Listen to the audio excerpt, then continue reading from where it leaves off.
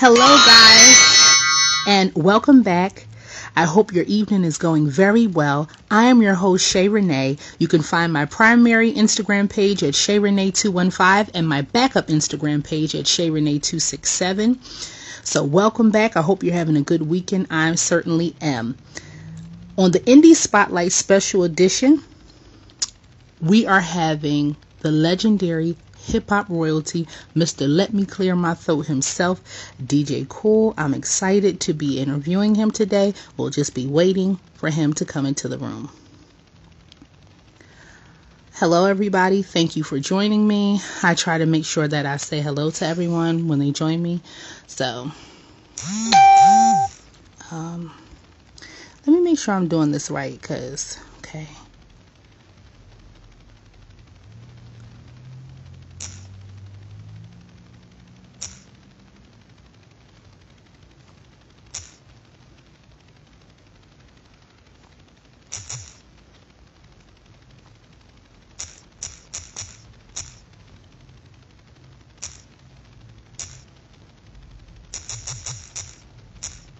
Let me see if I'm still.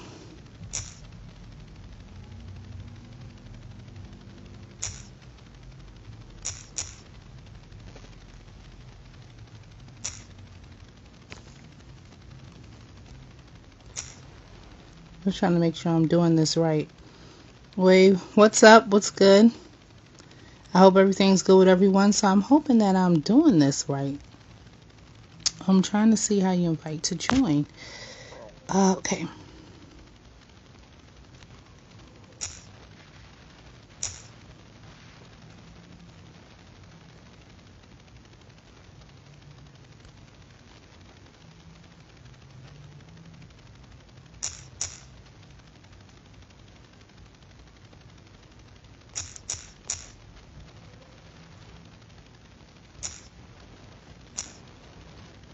Ah, there you are. I accepted it.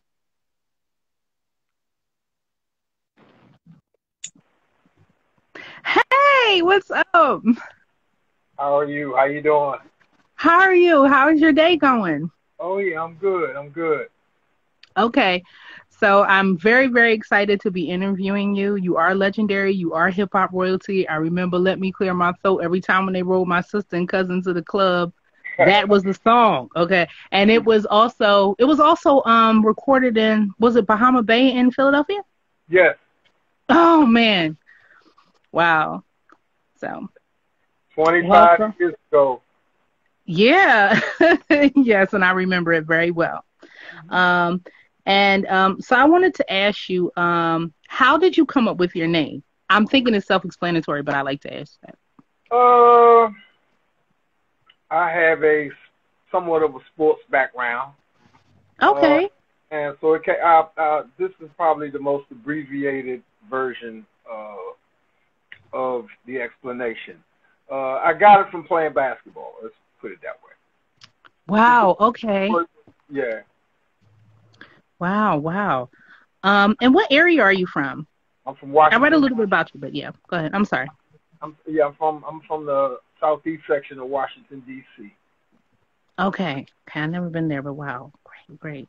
Um, so I wanted to ask, what inspired you or what got you to start DJing? Um, Two things. The DJ that I used to go see back in my clubbing days that went by the name of Maniac McLeod. And Okay. yeah, he was the first DJ MC that I seen at the time in the mid 70s. He was probably unquestionably the best DJ in this area as far as the DJs that went in the club. Well, the best DJ period. Like, it was him, and then it was everybody else. Shout out to Mr. Collie Park out of Atlanta. I just seen him in here a few minutes ago. That's my guy. Oh, really? Okay. I remember all the music that they made for Atlanta, Mr. Collie Park. I know their name. Wow. I never knew that. Shout out to him. Mm-hmm. Yeah, so just watching him, and then once again, that was like mid 70s. Mm-hmm. Then hip hop came along. And the first MC that really caught my attention, well, other than King Tim III and Sugar Hill Gang and Curtis Blow and all of them, the first one that really caught my attention was Melly Mel. Okay. Grandmaster Flash. Like, I used to like his voice. I liked his cadence and everything. Mm-hmm. So between those two people, that's what got me into hip hop. Well, you guys are definitely the pioneers and definitely like hip hop university, you know, hip hop 101. Thank you. So, I wanted to ask you, what type of like style of music do you feel like you were making or that you made and still making? I have a hybrid sound. I mean, because I'm from DC, you know, the music that's native to here is go-go, which is very percussion based, and it's live for the most part. But then, you know, I got this hip hop background too, so I tell people all the time, I have a hybrid sound. And ever since 1994, I've been recording songs live, so I got that from go-go. You know what I mean? But I've been making records since 1986. My first single was a song called "The Music Ain't Loud Enough, Pump Up the Volume." And that was the first song to come out of this particular region from D.C. I was, to the best of my knowledge, from D.C. to at least North Carolina. Nobody had made any records that charted anything. I don't even know anybody making hip-hop records back then like that. It's definitely in this region, period. So it was the first one to come out of this region to hit the Billboard charts. And I was able to have a single on the Billboard charts every year from 86 all the way up to 96. So Let Me Clear My Throat, this is the 25-year anniversary for Let Me Clear My Throat, but it's also the 35-year anniversary for The Music Ain't Loud Enough. Wow. So in 1996, you make Let Me Clear My Throat. It's such a huge, huge hit. Jam-packed, people listening to it. Great. How did you come up with that? Oh, like, curious. I know I'm asking a lot of questions, but like I just wonder, like, you know. That's what we're here for, so I can answer your questions. So it doesn't matter how many you ask. It's just the fact that I've been asked this particular question of bazillion. I just wish that I had $1 for every time somebody asked me this question, because I would be right there with Jeff Bezos as far as money is concerned. I think the most abbreviated version of that story that I could tell you is a snippet of the song. I recorded a snippet of the song, along with a song that I did in 1994 called 20-Minute Workout, which was, I used a sample of Dougie Fresh, I'm Getting Ready, which was produced by DC's own Raz. And the song came out. I got a call from DJ Don Mystic Mac. Yes, another Philly legend. I remember that name, yes. So he was like, "Cool, you got Philly on this go-go thing with a 20-minute workout, but you need to, you know, you really need to come up here, man, because these people going off on whatever you doing over that 900 number beat, talking about, you know, let me clear my throat and the coughing and this and that. They say you need to come up here." So they had a show. They used to do a thing in Philly called Powerhouse. One of those shows. Yes. And I got invited to that show. And so DJ Rand, shout out to DJ Rand, he was doing the intermission. He was the DJ for the intermission for that show. And so he's playing some joints. He played the snippet or the concept of what Let Me Clear My Throat became. We were in the Core State Center. It was 16,000 people in there. Everybody stood up. Everybody, you know, I'm like, what? So I came home, put the song together. My manager, Walter Jr., Big Block Entertainment, who's out of Philly as well, he had already booked a show for me up there and at Bahama Bay. They had this big beach party theme going on that particular evening. They brought all this sand in and put it and had it all over the place on the parking lot. They had a volleyball net and everything. And nobody knew that we was doing the recording. So I counted to 3, and I told my recording engineer, I said, when I count to 3, I want you to hit record. And the rest is history. We did it in one day. Wow. Wow. Also, I wanted to ask, how did you also? I listened to your song, I got the feeling. I got that feeling. Yeah. Hmm. Yeah, yeah, like that. Yeah, like so. What was like the concept behind that? Like, how did you come up with that? Also. That was the show intro. We were in Okay. Germany one night, and I used to use that as a show intro. We used to come out to that. You know what I mean? Yeah, it feels like that. Yeah. Mhm. And so one night, once again, this still wasn't a song. It was just a track that I put together for an intro for our live show. And my road manager at the time, my man Marvin Colburn, shout out to him. He was like, "Ooh, man, that's dope right there, man. You need to take that and make a song out of it." I was like, "For real?" Like, man, look how these people acting. So came home, put that together. We recorded it live in Baltimore, Maryland, at a place called what was the name of that place? The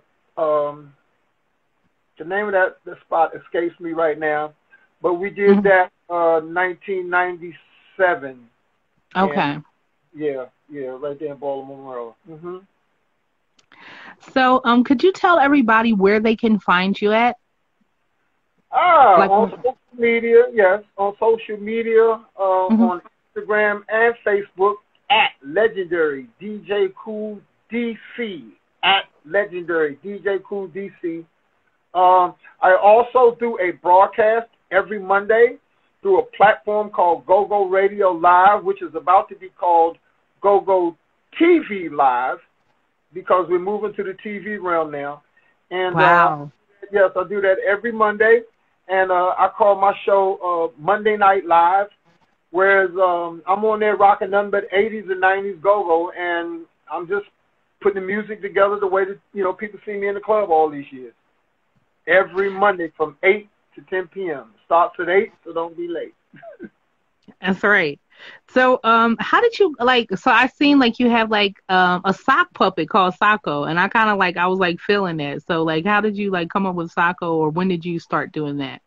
Socko was a product of, well, I guess when I started doing the broadcast, I needed something. I said, I need something different. I need something that's going to kind of set me apart from what everybody else is doing. And so I developed Socko. Shout out to a very good MC in Atlanta called Four Eyes. He was the one that made Socko. He's incredible. Four Eyes is incredible. Like, he's an incredible lyricist. He's not one of these rappers. He's an you will probably see him on Instagram. He used to do like this thing you call a verse a day. And he just spitting just bars just every day. So shout out to Four Eyes. So he is the creator of Socko. I've seen him with it, and I say, man, I need that puppet. He had a commercial that he put together, and he just had him in there. Wasn't saying anything. He just had him in there, and I'm like, man, what you gonna do with that puppet? I said, I need that. So we struck up a little deal, and Socko was born. And so I use him to promote the show, but there is a method to my madness as far as Socko is concerned. I want to use him to segue into doing voiceover work for cartoons. That's really what I want to do. Oh no, I think that's genius. That's awesome. That's what I want to do. You definitely have the voice for it. Period. So, yeah, I'm following Cartoon Central, so I hope they're following me back on Instagram, and hopefully they'll like Socko, and maybe we can work on some things. So Comedy Central got to start following you back. Yeah, they need to, like, real.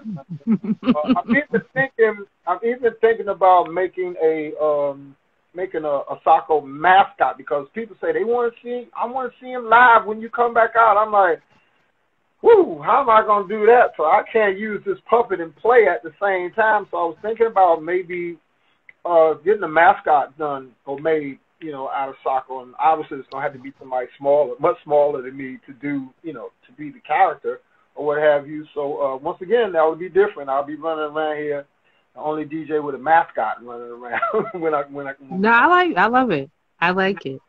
I wanted to ask, what is the best, what is the best advice you would give an upcoming DJ, artist, producer? Anybody, in my opinion, I think the best advice for someone that is going to start in this business in the music industry, Mm-hmm. I think that you need to have your spiritual base. You need to have a very solid spiritual base. Mm. Mm-hmm. Whatever deity or what have you, that you bow down to, because this industry right here is full of devils, snakes, dogs. It's full of a lot of terrible people. And I've seen Wow. a lot of people get taken advantage of. I mean, we all get it in the beginning because we're young, we're hungry, we got talent, but we don't know no better. We don't know nothing about the business. You know what I mean? Yes. I heard LL Mm-hmm. Cool say this one time. We were talking. He said, "Cool, man." He say, the word business is bigger than the word music in the phrase the music business. You know what I'm saying? So Mm-hmm. I think that they need to have a very strong spiritual base, first and foremost. Second and thirdly, I think that you need to have a very good business manager and a very good entertainment lawyer. I have two of them in the business, and I am covered. I'm covered with Walt Reeder Jr. from Big Block Entertainment and Bernie Resnick, which is my entertainment lawyer. I don't worry about anything when it comes to my business. So, once again, make sure that you have a solid spiritual base because you can be dealing with a lot of shady people, period. Mm-hmm.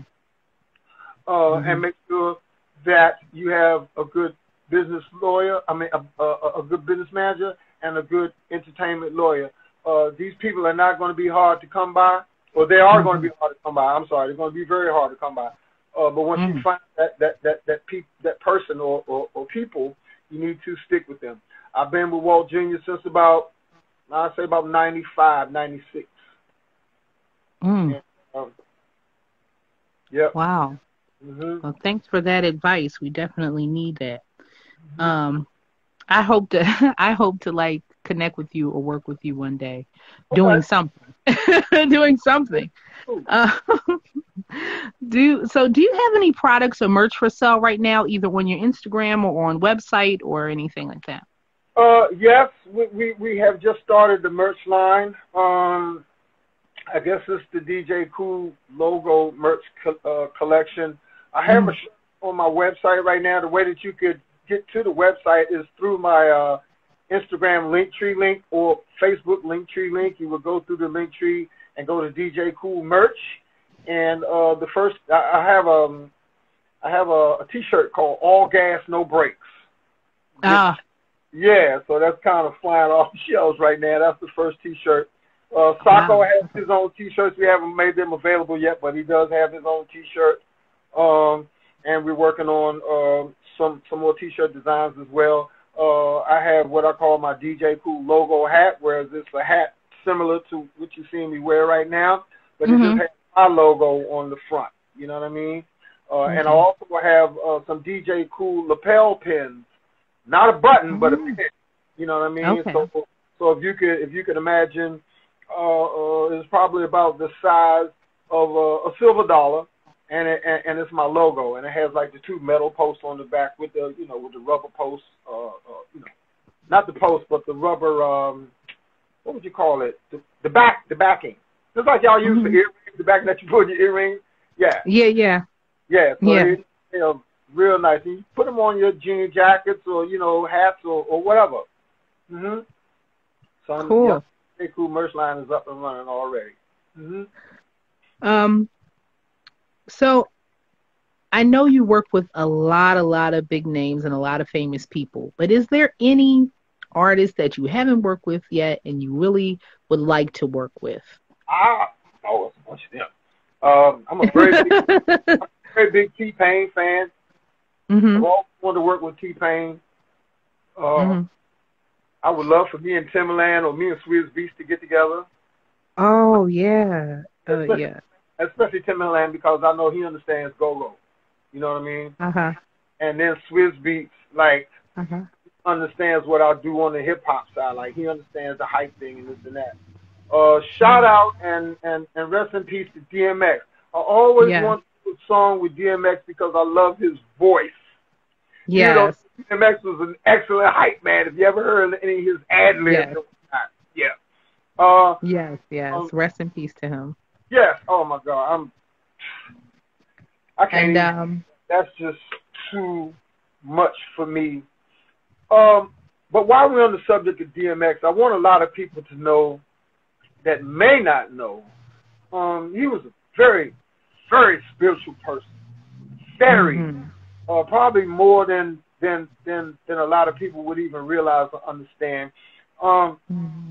I know that every project that he did, he always had some sort of inspirational song on every project. He always had a very inspirational prayer that he used to do at the end of every show. I've met DMX several times, and from the first time that I met him, like he's always treated me like he's been knowing me for 30 years.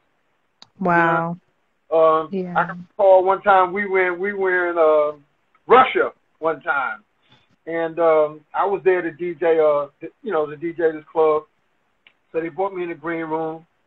DMX sitting in there talking to some folks, and I'm like, Champ, what you doing over here, man? He's looking at me, start laughing, and the reason why I asked him what was he doing over there, because he was supposed to be getting incarcerated that particular weekend. Oh, okay. Yeah, he was, I don't know, child support, something crazy, and I'm like, okay, he's in foreign country. I don't know how that happened. It ain't none of my business. So, I segued into this other topic. I said, look, I think that is amazing that you do, like you say all these prayers and stuff like that at the end of your songs or the end of your shows. I say that's incredible. I said, have you ever thought about one day you might wind up in the pulpit? He told me, where my eyes, they say, well, whenever he's ready for me, I'll be ready. The last thing I heard him say to me. And that was some years ago. So I knew, you know what I mean? And then I seen a post the other day where he was talking to Big Boy. I think Big Boy is on K-Day, if I'm not mistaken, out in L.A. on air. And he kind of asked him the same question that I asked him as far as what was going on, as far as him being real spiritual, or the possibility of him becoming a pastor, or going into the ministry one day. And so X was talking about, well, I'm kind of doing that already. I'm kind of non-traditional with it right now, but I am working on basically, for lack of a better term, getting the proper training so he could be a traditional minister. Yeah, so he was on his way. Yeah, I think it's a terrible loss to rap and to hip hop, and a terrible loss to his family. And my prayers and my condolences are out to him. And I actually, when I was younger, I used to have a crush on him. You and probably a whole bunch of others. I mean, but think about me and a lot of people, a lot of girls. Imagine him as a pastor, though. He got the voice, he got all this energy. He definitely had that. Yeah. Yeah. Everybody joined in the church. Yes, he would have. Anybody, shout out to that. Or he would have them people lined up. Yep. So yes, he would have. Amen to that. Loss. I think, and I could be wrong, but this is just how I feel. I think his loss is going to rank up there with somebody like Tupac. Sure. Yes. Definitely a legendary person, and may his soul rest. Yeah.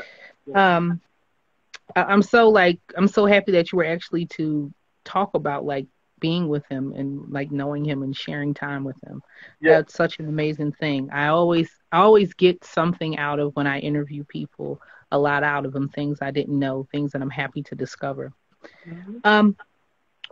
So do you have any upcoming performances, whether they're online or outdoors? Because I know they're kind of starting to try to open up the place and stuff. I had my first performance back out in the field, as I like to call it, Saturday before last. I did a private event at a club in Richmond, Virginia, at a place called the Hippodrome. Shout out to Miss Lori. It was her birthday celebration. So that was incredible. But, like, it took me a moment because this was my first time being out in the field since this time last year. The last performance that I did was CIAA 2020. Okay. That was the last performance I've always done, and I've done the CIAA tournament every year that it was in Charlotte. For those who are not familiar with what I'm talking about, CIAA is a basketball tournament that has been held in Charlotte, North Carolina, for teams that are in the CIAA conference, which is all HBCU schools. And so, so I've done that tournament every year and it's been around for a long time, but it came to Charlotte, North Carolina. It came to Charlotte in 2003. And so I did it every year from 2003 all the way up to 2020. Oh, wow. Wow. So shout out to the HBCUs. They've bred it and made many talented people, athletes, entertainers, politicians. Cool. I'm sorry, my next performance is at Charlotte. Believe it or not, I'll be there on the 24th of this month. Okay. That will be an event that's going to be actually open to the public. So it's going to be a regular club night at a place that I'm very familiar with. It's called Club Vibration. So Club Vibration. Cool. Shout out to my man Ronnie and them down there in Charlotte at Vibration. So yeah, it's going to be Saturday, April 24th. Okay. So you said that's in Charlotte, North Carolina? Yes. Okay. I've never been there, but it sounds like it's going to be jumping, especially nobody has been out in a long time. So I know I know you're going to get that going. So, due to what's been going on with COVID-19 in the entertainment industry, where do you see like the near future of where entertainment is going or live music? Because I know being a DJ is all about like making people feel good, people being out there, dancing, energy, and stuff like that. Well, that's a good question. I mean, because it's going to take us a minute to kind of get back. Not to like we were, because they don't want that. So how can I say? It's going to take us a moment to get back to some sense of normalcy. Is what I say. So it's going to be kind of interesting to see how that looks. All these people. Shout out to a legend, Joski Love. What's up? I met him one time. I'm sorry for shifting gears so fast, but that no, that's fine. That's fine. He's an icon in this business. Met him one time. Yes, you know, Pee Wee Herman dance. You know what I'm saying? Like, that's classic. Yeah. I met him one time in my career at Resorts Casino in Queens, New York. So shout out to the legend, Joski Love. So anyway, where was I at? Oh, talking about, for the most part, getting back to some sense of normalcy. I've been telling people that, in my opinion, I think this year is going to be the reset year. I think that next summer, get back to some sense of normalcy. You got a lot of folks doing this vaccine thing. I'm not a vaccine person personally. That's just the music that I dance to. For myself, I'm very, very heavy into natural health remedies. You know what I mean? So you know, people talking about sea moss and black seed oil and this and that. I've been on that turmeric, curcumin, all of that. You know what I mean? Wow. And stuff. So I just celebrated my 63rd birthday back in March, the 20th of March. Yeah, so happy belated birthday. Awesome. And you look great. Thank you. So, you know. What? I'm like, hey, black does not crack unless you smoke crack. And so. Cool. Yes. But yeah, so I think slowly but surely, because of the people that are taking the vaccine, let's put it that way, you know, things are going to start opening up slowly but surely, and we will eventually get into our thing again. Yeah, yeah. So I'm sure you're probably booked. I'm sure. They're coming in. They are coming Yeah, in. yeah. I got a call out of New York the other day. I think I got some stuff coming up in, what is it, Dayton, Ohio, or Cleveland, Hmm. Ohio. I got, I think they're trying to bring me back to Philly. Hmm. So slowly but surely, you know what I mean? Stuff Yeah. open up. Yeah, yeah. I normally ask like to find out if like the guests that I have, I give them a chance if they would like to ask me any questions or anything like that. Um, if they have a question, if not, that's fine. Um, Okay. What got you into this? what got me into Yes. this? What had you be So, an interviewer? Yes.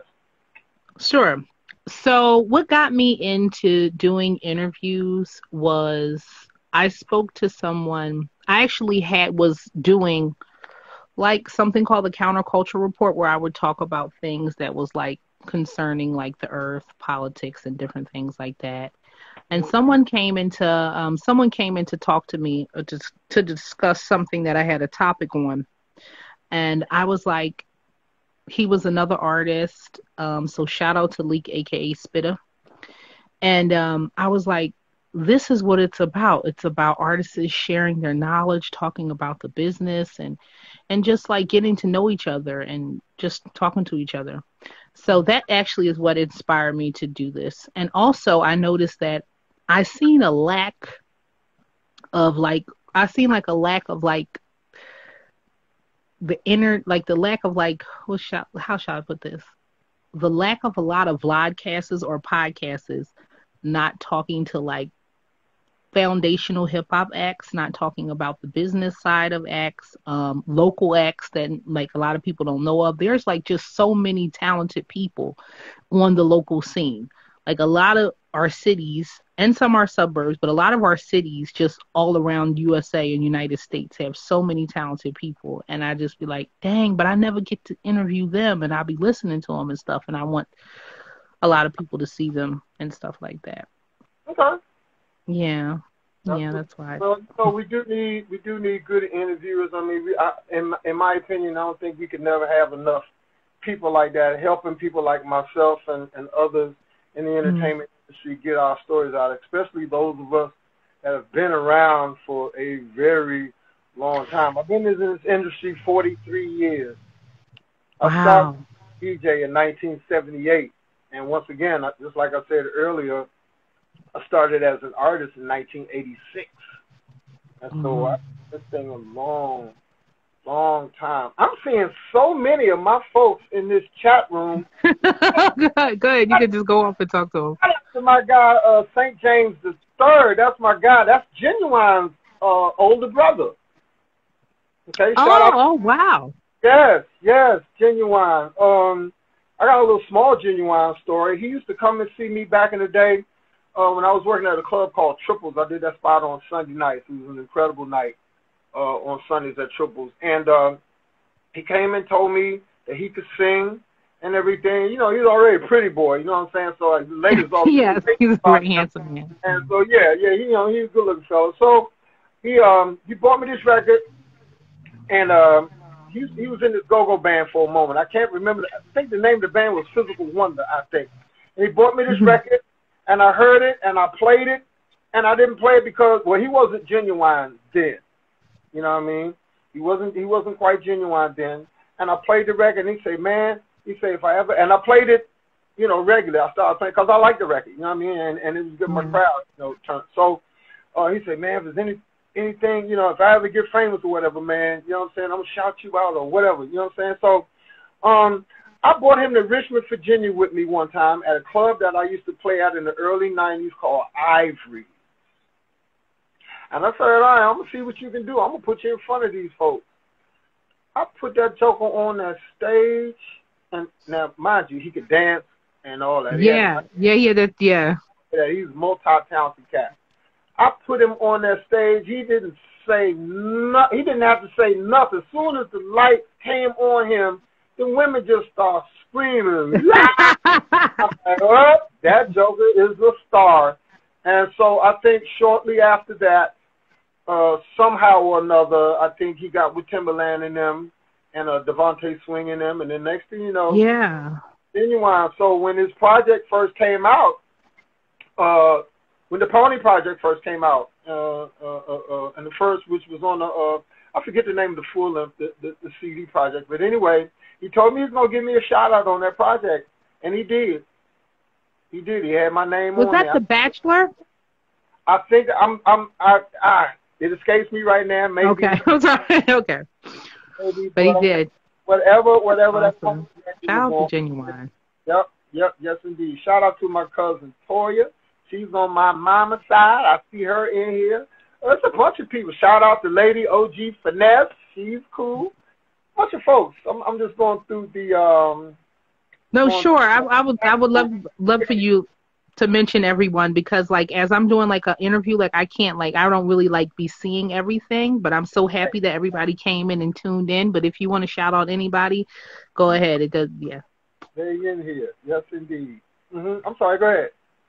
No, yeah, like if you just wanted to stop and talk to a couple people that came in, that's fine with me. It doesn't matter. No, not necessarily. No, we can keep it rolling. I just happened to see him in the chat room. I said, well, let me say what's up. Just let them know that I see him up in here, supporting what's going on right now, Yeah, that's awesome. I'm sorry, go ahead. I was about to say that I have some new projects about to come sure. out. Go ahead and talk about those. No, sure. I have a single coming out next month called Cha Cha Cha. And this is going to be in the line dance, on the line dance thing. So yeah. Yeah. And so we're going to officially, we were supposed to release it last February, but then COVID came around and said, nope, everybody get in the house until further notice, you know what I mean? So, yeah, we kind of had to fall back on the project, but we are going to officially release it next month. And so we're about to get together, myself and my video director, who I don't want to mention right now, but it will. Sure. We'll put that information out there later on. But we're about to get them put together an actual video treatment for the single and get that going. So that's on the line dance side of things. I'm working on another go-go record. I got this thing called Basement Funk that I'm working on. That should have came out years ago, but we just never finished it. And so I decided to circle back and finish it. So I'll probably want to release that this summer as well. But really get ready for Cha Cha Cha. You can go. Yes, you can go to YouTube right now. There's a young lady that has a line dance group called 5678 Line Dance, and she posted a video of her and her line dance group doing the dance that goes to the song that was created by a guy named Mr. G out of Richmond, Virginia, and he is a line dance instructor, so he's the one that actually created the song. They put up a post last February of them doing the dance that goes to the song, and we got, almost 450,000 views with no promotion. Oh, that's what I'm talking about. So everybody like, who did this record? When's it coming out? How can I get it? Oh, it's DJ Kool. Oh, God. That type of thing. Wow. So we decided to go ahead and officially release it next month because of what we were talking about earlier and the fact that things are starting to open up. Yeah. Do you have, so I wanted to ask, like, do you have any artists that you are like presenting or giving, like presenting or representing or anything like that, or any artists that you're with or working with that you would like to talk about? Not right now. Well, let's put it this way. I have LLC, a production company, called the Franchise Company. I have LLC'd a record label called Big Machine Records. All right? Okay. And I'm just trying to, I see a lot of talent. And basically what I want to do with that project is I want to do what I like to call a DJ Khaled. Hey, Charlie. I'm sorry, not to interrupt you. I got another Khaled story, but he's just a good friend, and I really, really appreciate him. I'm just going to leave it at that. Okay. No, you can tell it if you want to. I don't He's doing an incredible job in this industry. He really, really is. And he comes from very, very humble beginnings. So, anybody saying that Khaled ain't this, Khaled ain't that, like I hear a lot of people saying Khaled ain't a real DJ, that's a lie. Khaled used to DJ every day on air. Before he started in pirate radio stations in Miami. And then he worked his way up to a very popular radio station that was going on in Miami at the time. And, Khaled can actually do it. Like, for real, for real. He ain't just a hype man. He can really get on there and put it together. So, yeah. See, but that's people talking that don't know what they're talking about. God bless them. So, anyway, but I want to do a DJ Khaled Light project, which it will be a compilation. I want it to be a multi-genre project and everything. Just different types of artists doing different types of music, from hip-hop to R&B, I'm definitely going to have a go-go project on there, and also an inspirational or a gospel project on there. So I'm working on that. I'm just trying to get the business side of it together. You know what I mean? Yep, on that. So we'll see, but that's what's going on. Joeski Love, All Gas, No Brakes T-shirts. I guess he's wondering, how can you get it? You got to go to my Linktree link on Instagram or Facebook, and as Sako says, click that, and and go to DJ Kool merch, and that way you can see the website and you can order the All Gas No Brakes T-shirts. Okay, so go to the merch. So you have a merch store on your Instagram page. Yes, and you can get to it through my Linktree link on Instagram and Facebook. Okay, so you can go to that. Okay, to your Linktree page which is in your Instagram profile, or like right underneath your name, right? Yes, okay, and that links you to everything. Yes.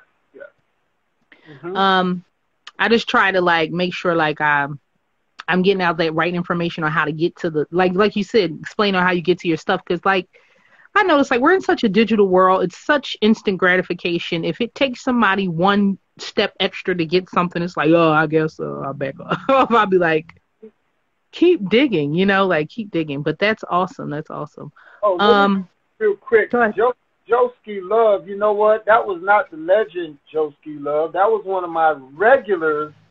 That is Miss Joanne Brady. She is one of my regulars on Instagram, on my Monday Night Live broadcast, and she right now helping me promote the All Gas No Brakes T-shirts because she got one. So I guess she's telling everybody you should get one too. So shout out to Miss Joanne Brady, All Gas No Brakes. That's our little thing that we have, and so thank you for helping me to promote the merch, Joanne Brady. I appreciate you as always. Definitely, with shout out to Miss Joanne. Yeah. And I'm trying to ask what else was I looking for. Is there any like studios that you would suggest? Like, so I try to ask all the artists or anybody, is there any like services that you would use as an artist that you would recommend for anyone, like say a producer or a studio? Or there are a lot of people around here that have setups in their homes. Obviously some better than others, but I don't know anything or any place rather right offhand that I recommend to somebody. The only places that I could recommend are some of these high dollar studios, places like Q Recordings. Let me see, because that's why I did Cha Cha Cha. Well, at least that's where we mixed and mastered Cha Cha Cha. So shout out to Q Recordings out there in Rockville, Maryland. Bias Studios, I think they're still around. Most of the places that I would refer people to would be like these big time places. But there are a lot of places. A lot of cats have a lot of different setups here. I just don't know anything about them because I have a pre-production setup here, which is pretty elaborate here in my home, but it's just for me. I didn't build it. Right. I didn't build it for the public. You know what I mean? So this is where I can come down and, bang out all my ideas. But when it's time for me to actually mix and master, then I go to Q. Right, awesome. Shout out what to is like? Go ahead. One of the he teaches recording engineering at up at Q, and he's actually my engineer. So yeah. Mm-hmm. Oh, okay. Mm-hmm. Wow. Okay. So I'm trying. I wanted to ask. So I don't know much about DJing, but I know how important it is to have a DJ. I know how important it is. Mm-hmm. What is like one of like the what is like one of the hardest things to learn like as a DJ? Like if someone was becoming a DJ or trying to be a DJ, what is one of some of the things that they should learn? Like, because I noticed it's like a crossover because at one point in time there wasn't as much technology. Now there's a bunch of technology and I know. digital audio stations. Yeah, things are a lot easier now, but one of the main things, other than knowing how to present music properly, which is doing seamless mixes and and things like that, you gotta know how to read an audience, especially if you're a club DJ, and especially if you're a club DJ that's moving around, or a mobile DJ, because mobile means that you are moving around. So therefore, you don't know what crowd you're going to be in front of, on a nightly basis. So you got to know how to read a crowd. You have to, yeah. I mean, all right, let's say you're doing a club and it's a 40-plus crowd, or, maybe a older age demographic. They ain't going to want to be in there hearing a bunch of Cardi B and, Lil this and Young that and all that. They ain't want to hear that. They want to hear the music that they know. Mm-hmm. And vice versa. If you wind up, and well, I don't, but I have in the past, wind up being in front of a very young audience, they don't want to hear 80s music and 70s music and, stuff like that. They want to hear the stuff that they know. So you gotta be able to look out there and say, okay, this is what I'm dealing with tonight. Okay, yeah, I got that. And let them have it. Keep them entertained. They came there. People can't come there to be entertained. And I think you should be as entertaining as possible. Yeah. I was just wondering, like, how, I just didn't know, like, how the transition, because I've seen, like, there was a point in time, I'm not sure if it was the 2000s or the 90s, when we started seeing, like, DJs making songs. Like, they were making full-fledged music. Well, I mean, I've been doing it since 86. Definitely. It's been going on since before that. You got Grandmaster Flash. Mm-hmm. That was early 80s. So, yeah. You got a bunch of DJs that's been making records. Shout out to DJ Hollywood. He's one of your pioneering DJs out of New York. Shout out to Lovebug Starsky. Now, these cats was making records in the early 80s. Mm-hmm. You know what I mean? So that's been going on for quite some time. You know what I'm saying? Shout out to Grandmaster Cash from Cold Crush Brothers. He actually started out as a DJ. You know what I mean? Once again, we talking old school hip hop. We talking the first generation cats. Yes. Mm-hmm. Yes. Yeah. So I'm hoping that a lot of I hope a lot of rap artists look at this. A lot of hip hop artists look at this, because I am speaking to hip hop royalty. I am speaking to legendary DJ Kool, and this is your university. So this is what you should be looking at. They should be looking at. Yeah. Is there any other, so I wanted to ask one more thing before I wrap up the interview. How do you find like a good support system, like within the music business, as far as like your managers or your lawyers or your consultants? Well, you can ask Google. Google knows everything, business managers, and start picking a couple of them and having conversations with people. And even if you get the chance, like, I know it's strange nowadays, but it's good to meet people face to face so you can kind of feel their vibe. You know what I mean? Again, entertainment lawyers, Yeah.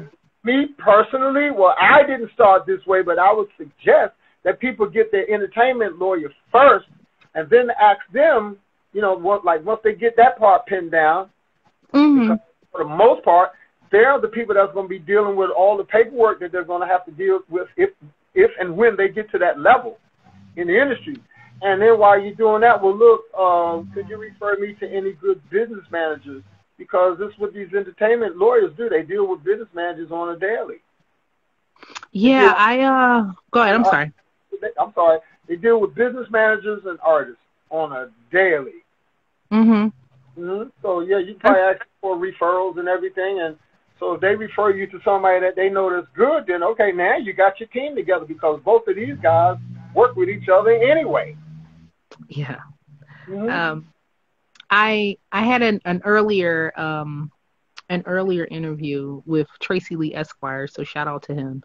He was telling me like how he became a lawyer and stuff like that, and I was just like, well, this is like so amazing. This is the part of the business that TV and everybody does not talk about, but it's very important.